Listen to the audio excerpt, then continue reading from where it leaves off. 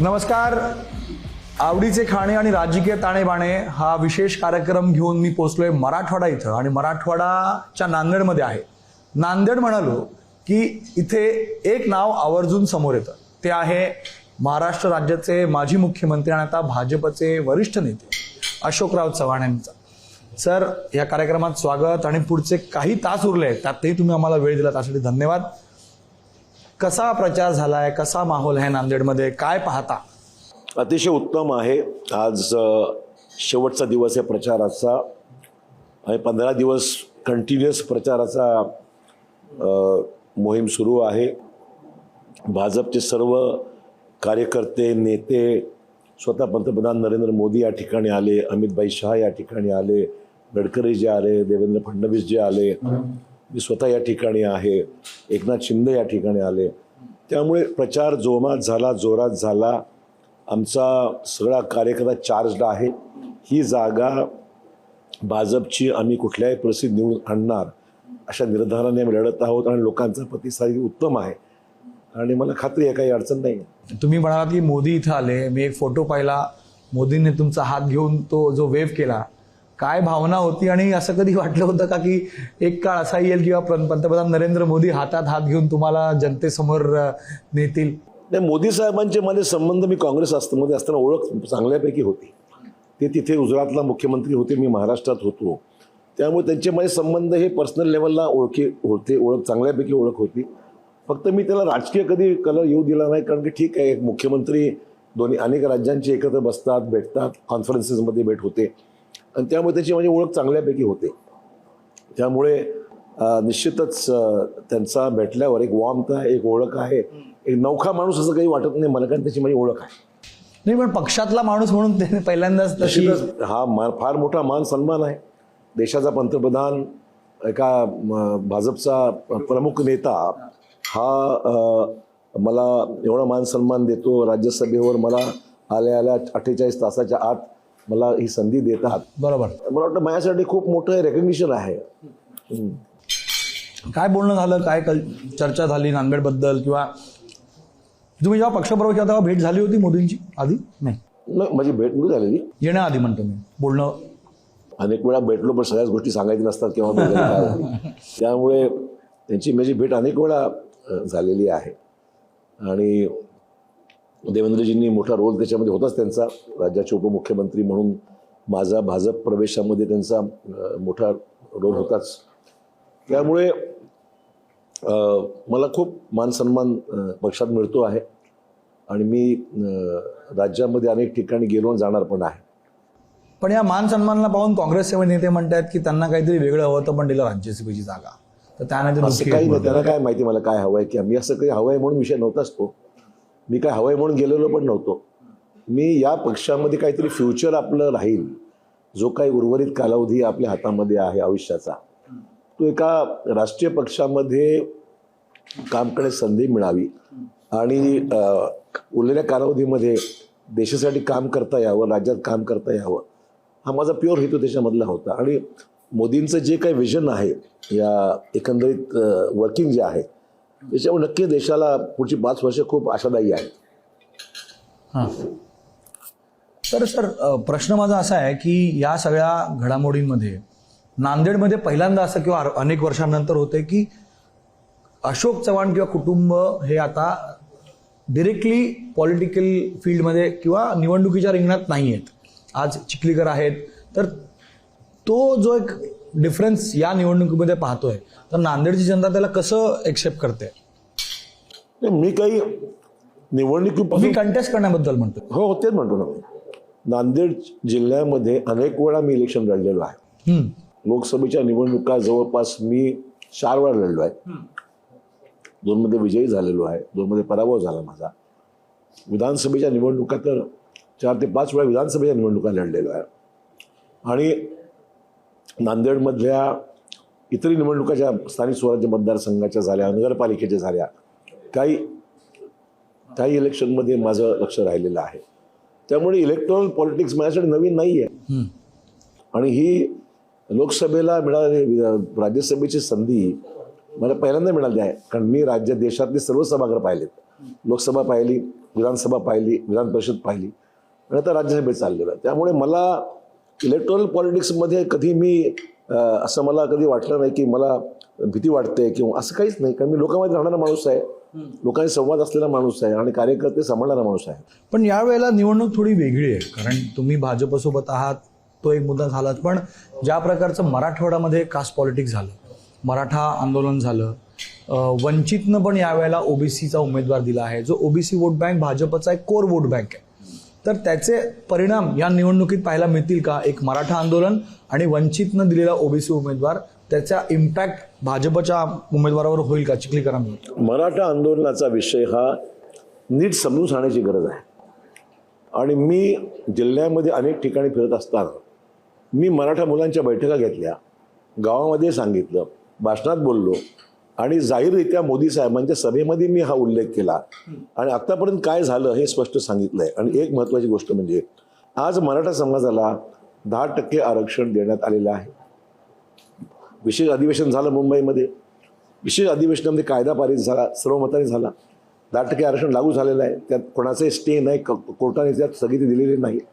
Number 2, Kunbi समाजात certificate ज्यांच्याकडे दाखले मिळाले जुने सर्टिफिकेट त्यांना देण्यात आलेले आहेत, त्यामुळे तोही विषय अडचणीचा नाही. सगळ्या सोयऱ्यांच्या बाबतीत जो विषय सुरू आहे, ऑब्जेक्शन्स त्याच्यावर आलेले आहेत, ते ऑब्जेक्शन्स आचारसंहिता संपली तेव्हा प्रक्रिया सुरू होऊन जाईल. ती गुन्हे मागे घ्यायचा विषय आहे, तो मागे घ्यायचा. बहुतांश गंभीर गुन्हे सोडून बाकी गुन्हे मागे घेण्याची प्रक्रिया झाली आणि काही ठिकाणी सुरू आहे. विषय राहिला काय? पण त्यालाही म्हणतात की नाही, हे आम्हाला आमची जे वचन दिलं गेलं सगळे सोयऱ्यांसंदर्भातलं किंवा सरसकट आरक्षण, ह्या गोष्टींना त्यांनी प्रोसेस आहे ना ती. आहे कुठलाही निर्णय सब्जेक्ट टू कोर्ट यासाठी असतो की सर्वोच्च न्यायालय याच्यामध्ये आहे, हायकोर्ट याच्यामध्ये आहे, हायकोर्टचे निर्णय याच्यामध्ये झालेले आहेत. ओव्हरकम जर करायचे असतील ती प्रोसेस फॉलो करावं लागेल ना आपल्याला. सगळ्या सोयऱ्यांना नाही कोण म्हणतंय, तर प्रोसिजर फॉलो करावं लागेल की नाही? ऑब्जेक्शन्स ओव्हर त्या करायचे असतील तर कारणं द्यावं लागतील त्याच्यामध्ये. याच मुद्द्यावर जो कोणी कोर्टात गेलं तर मग डिफरन्स काय तुमचा? मुद्दा असा आहे की प्रक्रिया कायदेशीर जी आहे ती आहे. पण नांदेडमध्ये तुमच्या प्रती जो एक आपण म्हणू शकतो की नांदेडकरांचा तुमच्या परिवाराप्रती जो एक सिंपती म्हणा किंवा एक फॅक्टर राहिलेला आहे की तुमच्यासोबतच राहिलेले आहेत, पण भाजपमध्ये गेल्यामुळे त्याचा काही फरक पडणार नाही, कारण शेवटी काँग्रेस म्हणजे अशोक चव्हाण असं नांदेडमध्ये एक गणित होतं. तर भाजपमध्ये गेल्यानंतर त्याचा काय परिणाम होतील? असं आहे, मला इतकी लोक आमच्या परिवारावर प्रेम करणारी आहेत, ज्या काय अपेक्षा त्यांच्या आहेत त्या माझ्याकडून आहेत. विकासात्मक कामं मी मुख्यमंत्री असताना, अगोदरसुद्धा मंत्री असताना जिल्ह्यामध्ये माझं परफॉर्मन्स मी दाखवलेला आहे, इलेक्टिव्ह मेरिट माझं प्रूव्ह केलेलं आहे. आणि लोकांचं समर्थन माझं केवळ काँग्रेसमध्येच नव्हे, सर्वसामान्य जनतेतला मला त्यांचं प्रेम खूप मिळालं. इतर पक्षातली लोकंसुद्धा माझ्याशी संबंध चांगले ठेवून आहेत, असं कुठे मला जाणवलं नाही. त्यामुळे मी पक्ष बदलला हे कदाचित काही लोकांना, काही सेक्शनला आवडलं नसेल, मी नाकारत नाही.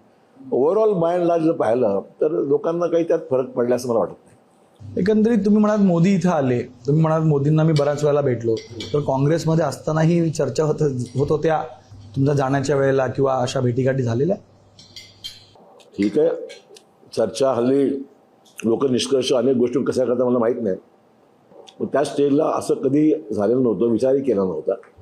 पण ज्यावेळेस निवडणुका इज द राईट टाईम, ही प्रक्रिया जी ॲक्च्युली करायला पाहिजे. निवडणुका तोंडावर आहेत, राजकीय जीवनामध्ये ऑपॉर्च्युनिटीज येतात, टायमिंग महत्त्वाचं आहे.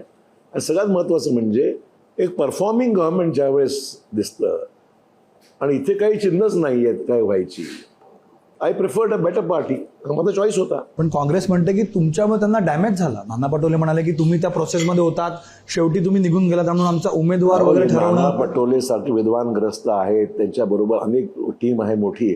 तर मी राहिलो का आणि गेलो काय, त्यांना काय फरक पडणार माझ्या सगळ्या लहान माणसामुळे? ते म्हणतात की सगळं प्रोसेस चव्हाण साहेब बघत होते आणि मग ऐन निवडणुकीच्या तोंडावरती ते निघून गेले, मग आमचं सगळं उमेदवाराचं गणित जे आहे ते बिघडलं. कुठल्याही पक्षाचे टीम कॅप्टन असतो ना, तो महत्त्वाचा आहे. मला कॅप्टन आहेत काँग्रेसचे महाराष्ट्रातले, त्याच्यामुळे ही इज रिस्पॉन्सिबल. तुमच्यावर विश्वास केला म्हणत होते ते. हो, मी पण त्याच्यावर विश्वास केला ना. पक्षात असेपर्यंत मी त्यांच्यावर विश्वास ठेवलाच होता. मग विश्वासघात त्यांनी केला? विश्वासघात म्हणणार नाही किंवा विश्वास केला असंही म्हणणार नाही. मुद्दा एवढाच आहे की ज्या पद्धतीने कामकाज चालत होतं त्यातून आउटपुट काही मिळेल असं मला तरी वाटत नाही. म्हणजे पक्षश्रेष्ठीला तुम्ही सांगितलंच होतं ना, पण तरीही काय निर्णय नाही. असं आहे की मला काही सांगायची आवश्यक, मी कोणाला तक्रारी करत नाही, मी कोणाबद्दल काही निगेटिव्ह बोलायची माझी इच्छा नाही, परंतु जे चाललं होतं त्यातून काही फारसा चांगल्या जागा गेल्या, जागेची संख्या कमी झाली.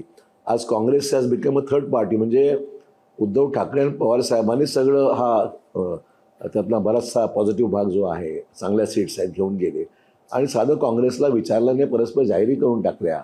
एवढी अवस्था वाईट नव्हती ना कधी. नाही, पण सर हाच प्रश्न मला विचारता, तुम्ही त्या प्रोसेसमध्ये होतात म्हणून सुरुवातीच्या काळामध्ये मला इनिशियल स्टेजला तुम्हाला असं वाटतं का, कारण चर्चा अशी आहे की उद्धव ठाकरेंनी थेट काँग्रेस हायकमांडला सांगितलं होतं की आमच्या अटीनुसार जर अलायन्स झालं नाही, सीट्स मिळाले नाहीत तर आम्ही आघाडीत तोडू, हे काही कधी बोलले होते का तुम्हाला? असं काही मला माझ्या माहितीत असं काही नाहीये. मुद्दा तिन्ही पक्ष काम करत होते. मुद्दा असा आहे की राष्ट्रवादी आणि पवार साहेबांची राष्ट्रवादी आणि उद्धव ठाकरेजी यांच्या बैठका अगोदरून ठरायचं, बऱ्याचशा गोष्टी त्यांच्या काँग्रेसला सोडून ठरायचं अगोदर, आणि जे ठरलं त्याप्रमाणे घडायचं. आम्ही फक्त इथे काँग्रेसचे नेते म्हणजे फक्त त्यांचं ऐकायचं आणि काय शिल्लक आपल्याला आहे. पण कोणताच से नाही त्यांचा त्याच्यामध्ये. मला तर काही दिसलं नाही. चांगल्याला गेलं ना, भिवंडीसाठी चांगली गेली, सांगली गेली, मुंबईमध्ये काय मिळालं हे सगळा जर आपण इतिहास जर पाहिला, हे जे जागा वाटपाची प्रक्रिया जर आपण पाहिली तर कुठल्याही काँग्रेसच्या कार्यकर्त्याला खूप नाराजी आहे त्यांच्यामध्ये. ही नाराजी नंतर दिसेल, काही परिवर्तनात दिसेल, बाहेर पडतील लोक परत. कठीण आहे या कारण गोष्टी. वर्षा गायकवाडांनाही तिथे जागा हवी होती, मिळाली नाही. त्या वर्षा गायकवाडांची इन्व्हॉल्वमेंटच नव्हती. मुंबईच्या अध्यक्षांनाच मुंबईच्या सगळ्या प्रक्रियेपासून दूर ठेवलं होतं. कारण मला माहित नाही. मग कोण बोलत होतं काँग्रेसकडनं? अर्थात तो अध्यक्षच. अच्छा, त्यांना न घेता सगळंच महाराष्ट्र. एक उद्धव ठाकरेंनी एक स्टेटमेंट केलं, तुमच्या भागात आले ते म्हणाले की अशोक चव्हाणांना भाजपमध्ये घेणं म्हणजे भाजपनंच आदर्श स्कॅममध्ये त्यांचं इन्व्हॉल्वमेंट आहे, अशा प्रकारचं एक स्टेटमेंट आज करून गेले भाजप आणि तुमच्या. माझा मुद्दा एवढा स्पष्ट आहे की आदर्श हा 14 वर्षापूर्वीचा जुनं चर्चा होऊन चौथा झालेला विषय आहे. बरोबर. त्यात काही शिल्लक राहिलेलंच नाहीये. नंबर 1, भाजप हे आदर्श संदर्भामध्ये कुठेही जबाबदार नाही. जे काही घडलं त्या कालावधीमध्ये हे काँग्रेसच्या कालावधीच घडलेलं आहे.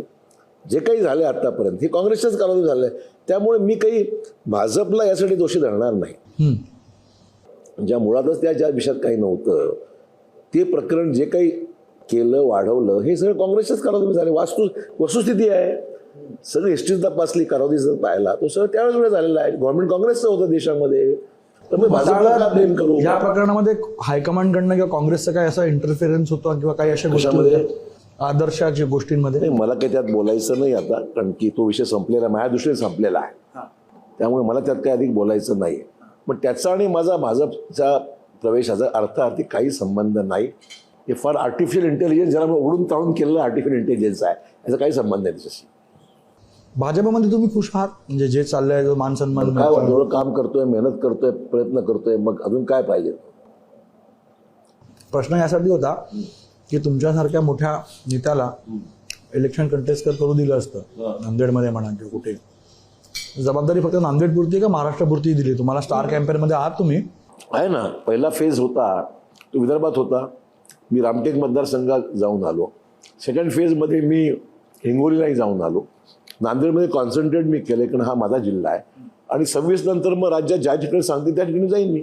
सर, जो डिससॅटिस्फॅक्शन होतं पक्षामध्ये, काँग्रेसमध्ये खास करून, तो राज्य पातळीवरचा होता का केंद्र पातळीवरचा तुमचा होता? यातलेच बरेचसे विषय जे आहेत ते केंद्राला या गोष्टीची कितपत माहिती आहे हा मला हे सांगतात ते जातं ना. बरं, महाराष्ट्रातली टीम महाराष्ट्रात जी काही होती त्या टीमनी जे सांगितलं तेच वर समजतं किंवा माहिती मिळते. काय म्हणजे बरंचसं जे खरं चित्र ते दाखवलं जात नाही काँग्रेसमध्ये, केंद्र शिष्ट जे काय आहे ते आहे. त्याचं कारण काय की सगळे आपल्या माहित नाही. आणि हे सगळ्या सीट चांगल्या जाण्यामध्ये इथून कदाचित जर जोर लावला असता तर हे तिन्ही पक्षांनी मग त्यांना इतरांना मान्य सुद्धा जोर लावला असता निश्चितच, आणि या जागा आणल्या असत्या आपल्याकडे घेण्यामध्ये मी नक्कीच यशस्वी झालो असतो असा माझा दावा आहे. लॉजिक आहे, त्याला काही अभ्यास आहे, मागचा ट्रेंड्स आहेत, निवडणुकीचा बॅकग्राऊंड आपल्याला माहिती आहे. ते विषय आहेत ना त्याच्यामध्ये. मग आता हे चांगल्या जागा सोडल्यानंतर राहतं काय मग काँग्रेसमध्ये जे डिससॅटिस्फॅक्शन आहे ते फक्त तुमच्या पुरतं नसेल ना, जे इतर नेत्या किंवा तुम्ही जेव्हा भाजपात आला तेव्हा अशी चर्चा होती की अनेक आमदार तुमच्यासोबत येतील, असंही बोललं जातं की आता नाही, विधानसभेच्या तोंडावर सगळे काँग्रेसमध्ये असं मी मोठी फूट पडेल. मी कोणालाही पक्ष सोडून माझ्याबरोबर या असं मी सांगितलं. हे विधान माझं पहिल्यापासून रेकॉर्डवर आहे. बरोबर. काही आमदाराला मी माझ्यासोबत या असं सांगितलं नाही, माझ्या जिल्ह्यातल्या सुद्धा सांगितलं नाही. प्रत्येकाला आपलं पॉलिटिकल फ्युचर आहे. जो कोणी व्यक्ती ज्या पक्षात असतो तो स्वतःच्या करिअरचा विचार करतो ना. त्यामुळे ज्यांना जे सोयीचं त्यांनी निर्णय घ्यावा.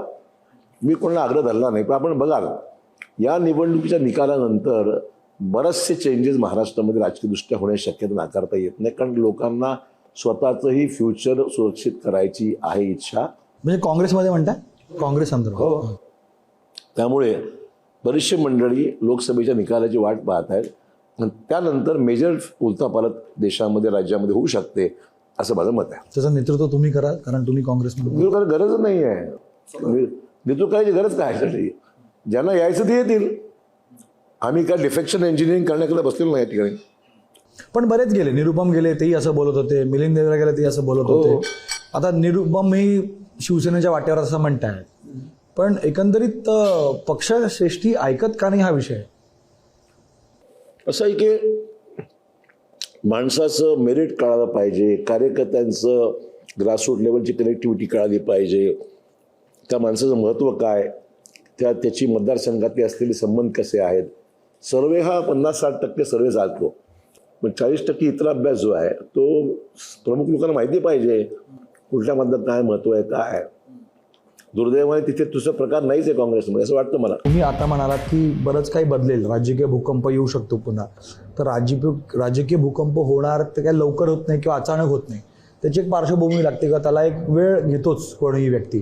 तर आता जो भूकंप येईल त्याचे परिणाम कुठे ना कुठेतरी लोकसभेमध्ये दिसतील का. कारण असंही बोललं जातं की अनेक काँग्रेसचे नेते जे सायलेंट आहेत ते भाजपला मदत करू शकतात आणि या निवडणुकीमध्ये इनडिरेक्टली भाजपला मदत होईल आणि विधानसभेला निर्णय घेतील. मी पाहिलं राजू पारवे हा फार डिस्टर्ब होता. तो आधीच यायच्या तयारीत होता. तो शेवटी लोकसभेचा उमेदवार झाला रामटेकमधून. त्यामुळे खतखत होती, दुर्लक्षित होत होता, अंतर्गत गटबाजीमुळे तो डिस्टर्ब होता. ते सोडले, माझा तो उमेदवार लोकसभेला होऊन गेला. नामदेव उसंडी तोही डिस्टर्ब होता. असे अनेक नेते आहेत. तू संजय निरुपमचा उल्लेख केला. एक टॉल लीडर आहे महाराष्ट्रातला, एक उत्तर भारतीय उत्तम वक्ता प्रवक्ता कॅपॅसिटी असलेला माणूस आहे. पण त्याची जर आपल्या किंमतच होणार नसेल तो काय करेल शेवटी. मग तो चॉईस काय त्याच्याकडे. मग हे सगळे काम करतील बिहाइंड द डोर्स. कारण काँग्रेसमध्ये ते ऍक्टिव्हली दिसत नाही आहेत आणि अनेक नेते म्हणाले की अनेकांनी फोन बंद केलेत, आपले कामही करते काँग्रेससाठी. मग त्यांच्या मतदारसंघातनं काही ताकद ती भाजपला जाते, कारण बोलणं आतापासून सुरू झालं असेल. असं काही म्हणता येणार नाही. पण ती सगळी मंडळी फार त्यांची कुचंबना झालेली आहे आणि त्यामुळे त्यांचं फ्युचर काय असावं ते विचार करतीलच ना प्रत्येक माणूस की बाबा काय करायचं बा. मग काँग्रेसचं शिवसेना आणि राष्ट्रवादी सारखं होईल तुम्हाला वाटतं निवडणुकीनंतर. साहेब मी आज काही बाकी मी काही ॲस्ट्रोलॉजर नाहीये, पण शक्यता नाकारता येत नाही. ते त्यांची कुचंबना झालेली आहे. ते फार म्हणजे स्वतःच्या पॉलिटिकल करिअर संदर्भात फार गंभीर झालेले आहेत आणि त्यांना वाटतं की आता निर्णय नाही घेतला तर 5 वर्ष काढून थांबावं लागेल आपल्याला. त्यामुळे काही ते निर्णय अपेक्षित आहेत. ही काही उदाहरणं मी तुम्हाला दिली आहेत. असे असंख्य लोक आहेत जे त्रस्त आहेत. नांदेड सोबत महाराष्ट्राचं गणित कसं पाहताय तुम्ही.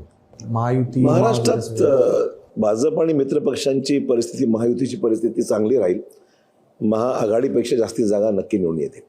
तरी काही फिगर्स तुम्ही पाहताय, सर्वे तुम्ही केले असेल. Too early to predict. But contest असेल होईल ना, आम्ही कुठे नाकारतो. होईल. इलेक्शन आहे शेवटी, निवडणूक. पण काही आणि उमेदवारांबद्दलही खूप रसिक हे सुरू आहे. असं आहे की अनेक ठिकाणी अनेक विषय असतात, खूप केअरफुली करावं लागतं सगळे. तर त्यामुळे असतात ना चॅलेंजेस आहेत. तर पुन्हा एकदा मोदी सरकार तुम्ही म्हणताय. शेवटचा प्रश्न, विधानसभेला कोणाचं नेतृत्व असेल. शिंदेच्या नेतृत्वात निवडणूक लढाल तुम्ही. लोकसभा होऊ द्या, मग विधानसभेवर बोलू आपण. लोकसभेनंतर काहीतरी चिफ बदलणार आहे का महाराष्ट्रामध्ये. नाहीये. लोकसभा झाल्यानंतर विधानसभेच्या तयारीला लागावं लागेल. धन्यवाद सर. चव्हाण साहेब, तुम्ही आम्हाला वेळ दिला तर अशोक चव्हाणांचा जास्त वेळ घेणार नाही, कारण आता प्रेस कॉन्फरन्स आहे, नंतर काही सभाही आहेत त्यांच्या, म्हणून आजच्या कार्यक्रमामध्ये त्यांनी आम्हाला वेळ दिला त्यासाठी त्यांचे धन्यवाद. पुढच्या कार्यक्रमामध्ये अशाच एका मोठ्या राजकारणीसोबत गप्पा करू आणि जी आहे आपण चर्चा करतो खाता खाता ती पुढे नेऊ. आतासाठी नमस्कार. एबीपी माझा, उघडा डोळे बघा नीट.